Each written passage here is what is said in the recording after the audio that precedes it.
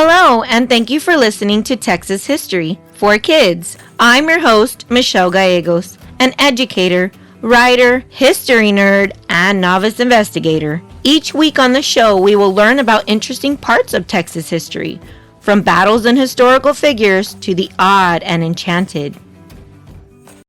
Hey friends, and welcome back to episode number 36 entitled Texas Internment Camps. Today our journey will take us to a chapter of American history that many may not be familiar with, the internment camps in Texas during World War II.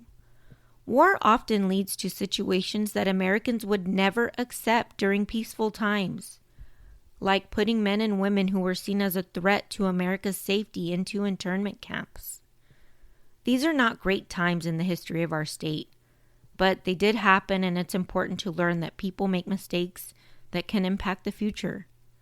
During World War II, the United States was at war with countries like Germany, Italy, and Japan. And because of this, the U.S. government set up internment camps where people of Japanese, German, and Italian descent were forced to live.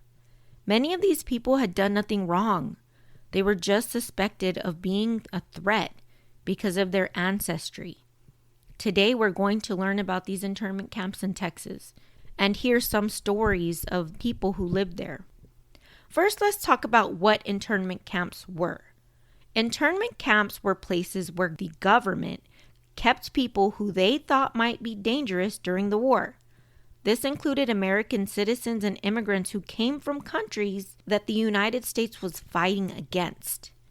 These camps were not prisons, but people there couldn't leave freely. They were watched by guards and had to live in tough conditions. Texas had several internment camps during World War II. Today we will be talking about the internment camps in Crystal City, Seagoville, Kennedy, and Fort Sam Houston. One of the most well-known camps was Crystal City Internment Camp, located in South Texas. This camp held thousands of Japanese, German, and Italian families. Yes, families. That means parents and children lived there together even though the children had done nothing wrong. Another camp was Seagoville Internment Camp near Dallas, Texas. This camp was different because it mainly held women and children of Japanese and German descent. Many of these women were taken away from their homes and brought to Seagoville, often leaving their husbands and fathers behind. In Kennedy, Texas, there was the Kennedy Alien Detention Camp. This camp held mainly German and Italian men who were suspected of being dangerous, even though many of them had lived peacefully in the United States for many years. Finally, there was the Fort Sam Houston Internment Camp in San Antonio, Texas. This camp was on a military base and held people of Japanese, German, and Italian descent who were considered quote-unquote enemy aliens. Hello, all you history buffs out there. I'm Michelle Gallegos, a former educator turned podcaster. Are you passionate about learning stories of Texas history that you don't exactly get to learn in school? Sure, you've heard about native tribes, a few famous battles, and historical figures like Stephen F. Austin. All topics that every Texas student should learn about. But what if I could offer you even more? Imagine not only listening to this podcast, but also having access to reading materials that accompany each episode, making it easier to dive into the topics that interest you most. I think you'll love what I have to offer. Alongside each podcast episode, I've created detailed digital reading resources and comprehension activities designed to deepen your understanding and enhance your knowledge. These materials are perfect for students who are eager to explore topics further, and for teachers looking for ready-to-use activities in the classroom for resources. You'll find true, factual stories about Texas history, complete with suggested activity questions that bring classroom discussions to life.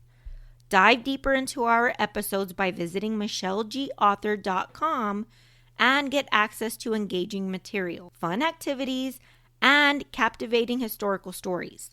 Let's make education enjoyable and impactful together. Now, let's talk about what life was like in these internment camps. Imagine having to leave your home and move to a place where you are surrounded by barbed wire and watched by guards. It wasn't easy for people who lived there. Families lived in small, crowded rooms, often with only the basics for living. They had to share bathrooms and kitchens with many other families.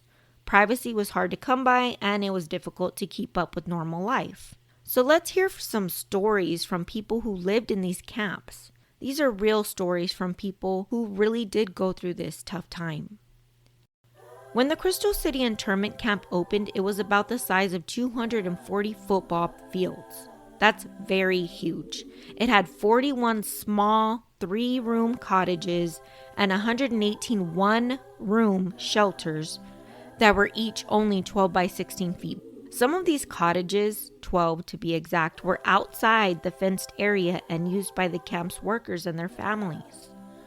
To make room for even more people, the Department of Justice, or DOJ, took an extra 15 football fields worth of land to the south of the fenced area. They also dug a water well and built a sewer system to make sure the camp would run as smooth as it could. Now, according to the Texas Bullock Museum, one woman named Frances Ott Allen told her story about life in the Crystal City internment camp. There are so many stories from this camp that are online, and I will link those in the show notes. Now, Frances's parents had immigrated to America from Germany and had met in Chicago. Eventually, they bought an old Victorian home in Lake Bluff, Illinois. This is her story. It all started on our nation's first president, George Washington's birthday, February 22nd. The year was 1942. Imagine you're standing in your living room with your mom, waiting for your dad to come home from work. You watch as he gets out of the car and walks towards the house.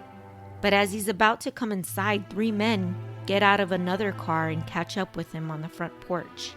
They talk for a moment, and then they all walk to the front door together. Your mom opens the door with a smile, thinking these men might be there because of an accident. One of the men is even the local sheriff of police. But, taking a surprising turn, one of the men, who is very tall, tells your mom to sit by the fireplace and be quiet. He tells you to stay quiet too. The men say they are all from the FBI, and they start searching through everything in your house. They look through all the rooms and even think about tearing up the bathroom tiles. They're looking for something, but your family doesn't know what. They ask your dad about guns and music, but he doesn't have any of that. They keep saying, "Where's the music?" Your father doesn't sing, and he says, "I don't know how to sing. What is singing? What are you talking about? What music?" But what he doesn't know is that singing is a slang for squealing. They think your father is an informant for Germany.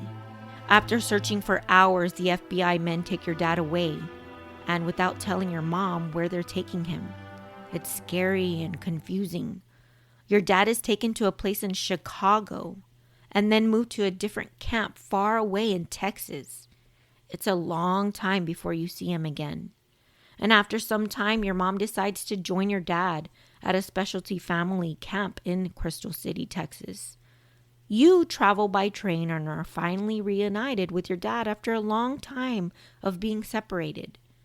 Crystal City is a big camp where many families from different backgrounds live together.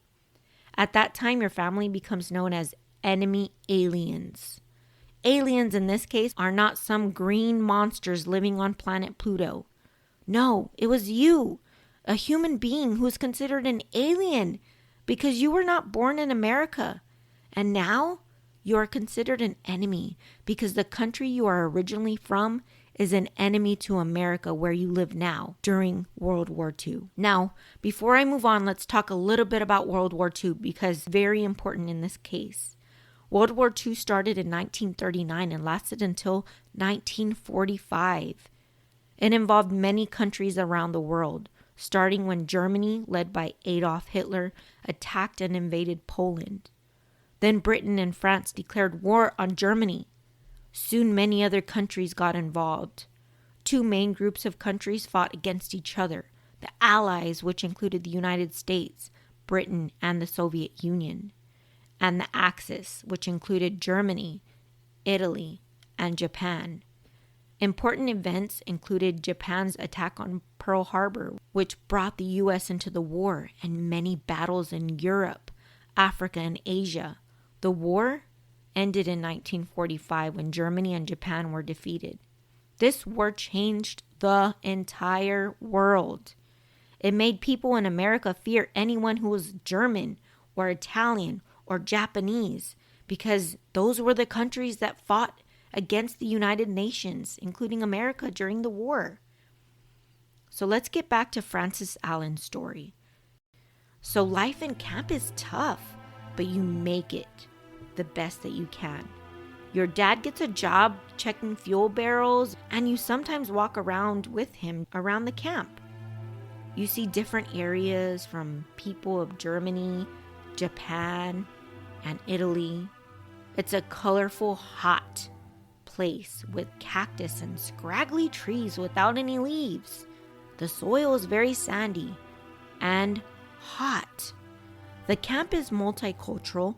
Eventually, some families are sent back to their home countries in exchange for Americans who were captured when the war started. In the summer of 1945, the war ended. Camp internees were released because they weren't considered a threat any longer. Francis Allen's family was finally released from the camp in July of 1945. They were given $50 and a bus ticket back home. Upon their arrival, the home they left so abruptly was still there. However, since they weren't able to pay the property taxes during the time they were imprisoned, the Allen family were forced to sell it and pay off their debts. They had to rebuild their life, and they weren't allowed to talk about the internment camp to anyone. Now, Francis's father said it was best to forget about it and continue on, refusing to allow their experiences to ruin the rest of their lives. Her mother, though, was not so keen on forgetting what happened to them. She made sure that Francis knew the whole story. It was sort of a deep, dark secret between her mother and herself. In 1991, Francis listened as President George H.W. Bush apologized to Japanese and Italian internees for what happened to them. This is something that was important to those who experienced it. Francis said she never heard the president formally apologize to the German Americans like herself. But now you know the story, and it's important to share it so others can learn it too. Another internment camp in Texas that we'll talk about today is one town just south of Dallas called Seagoville. In April 1942, 250 women and children from countries that were fighting against the U.S. were brought to Dallas from Panama. They were put in Seagoville, which had been used for women prisoners before the war. Those women prisoners were moved to a different prison in West Virginia to make space for the new group.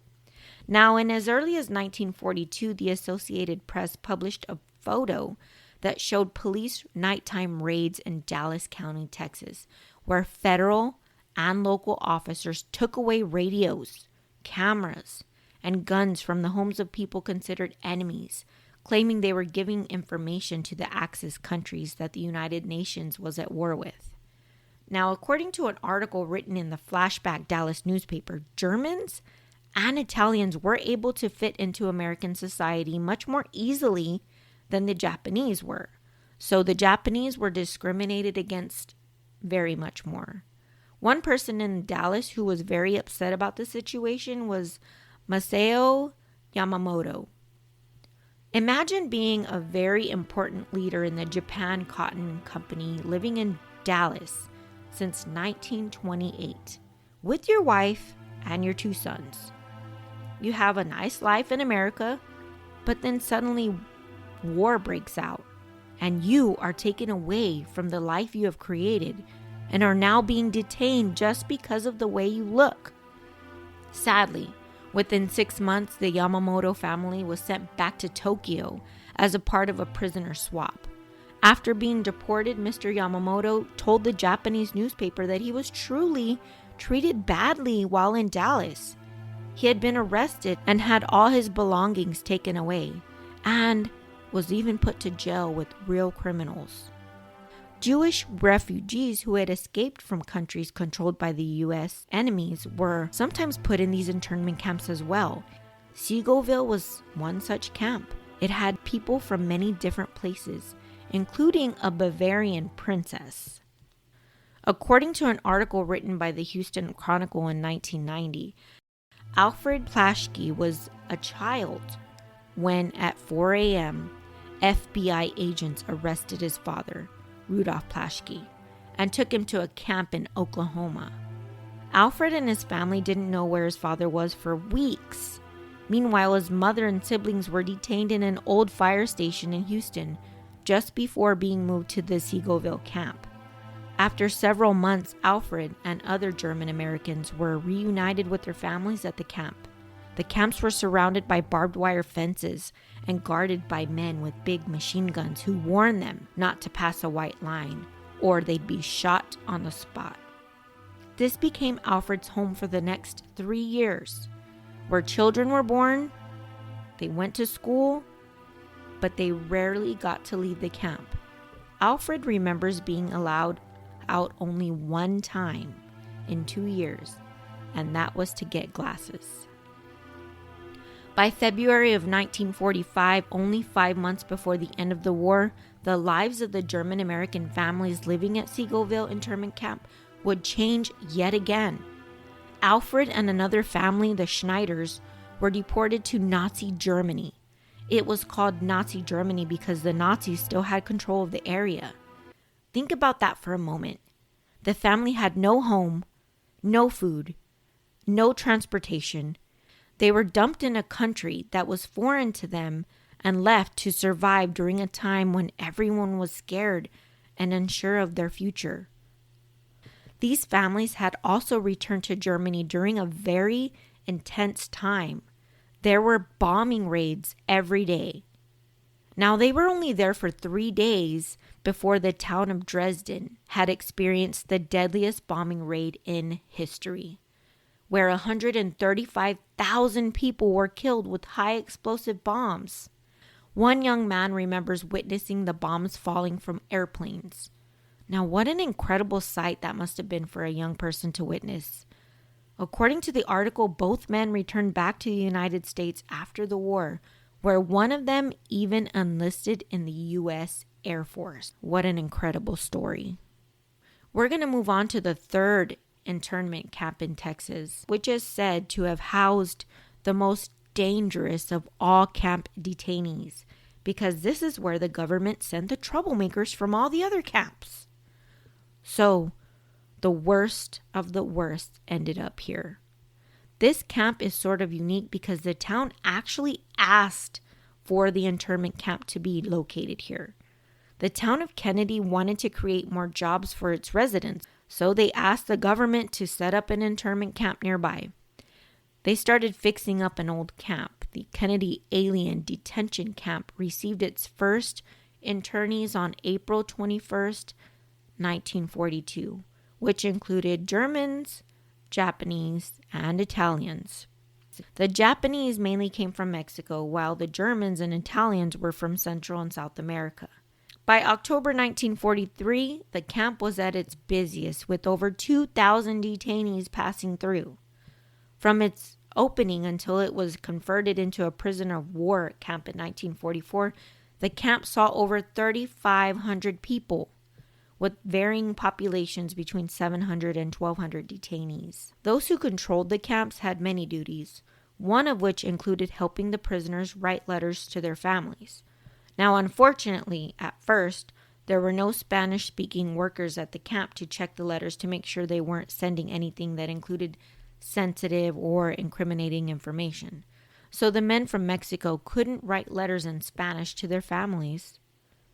Since troublemakers from other camps were often sent here, tensions ran high, and there were many fights.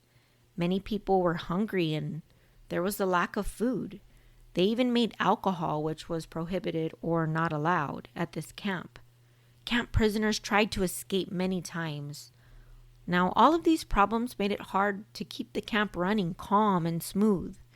New prisoners were frequently arriving, and the camp had between 600 and 1,000 people at any given time, way more than it had been designed to hold. Despite these problems, most detainees followed the rules and tried to stay busy. They had Protestant church services in German every other week and the Catholic church services almost every day. Inmates taught classes and there was a library. They also worked outside the camp and helped run a hospital, a laundromat, and even a small store inside the camp. When the camp was closed in September of 1944, the German prisoners were moved to Fort Lincoln, North Dakota, and the U.S. Army turned Kennedy into a prisoner of war camp. The final camp we're going to talk about today is Fort Sam Houston, located in San Antonio, Texas, which opened in late February of 1942. Just like the others, it housed Japanese Americans, German Americans, and Italians, who were considered enemy aliens from the southern portions of the United States, which included Texas, Louisiana, and Mississippi. By April 30th, 1942, there were 107 detainees in this camp. At first, they lived in old barracks, but soon they were moved to Dodd Field, which was a fenced area with guards that had guns and stood in watchtowers. Before World War II, Dodd Field was used as a training area for soldiers and as an airfield where pilots learned to fly planes. During the war, it changed to become a place where enemy aliens, quote unquote, were kept. However, the detainees now lived in tents called victory huts that were on wooden platforms at Dodd Field. These huts could be heated in winter and had mosquito nets for summer. Unlike those who were held at other camps, the detainees at Fort Sam were able to wear their own clothes and write letters and postcards each week. By the end of 1942, the U.S. Army needed to focus on guarding prisoners of war, so the detainees were moved to other camps in Texas, and the Dodd Field camp closed by the end of 1942, with many of the detainees moved or sent back to their homes or even their home countries. Camps like Kennedy, Seagoville, and Fort Sam Houston's Dodd Field housed thousands of detainees under strict conditions. This no doubt impacted countless lives. Despite the challenges, many detainees tried to maintain a sense of normalcy by attending church services, staying working, and continuing their education. These internment camps are a significant part of our history, reminding us of the complex and often difficult decisions that are made during war times. Thank you for joining us as we uncover this important chapter of Texas and American history. This week's question is, compare the events that happened in World War II involving these internment camps with current events that are happening in our country today. I'm interested in what you have to say. Send me an email at michellegallegos.author@gmail.com and I'll feature it in an upcoming episode. Thank you for listening, and remember, yesterday is today's history.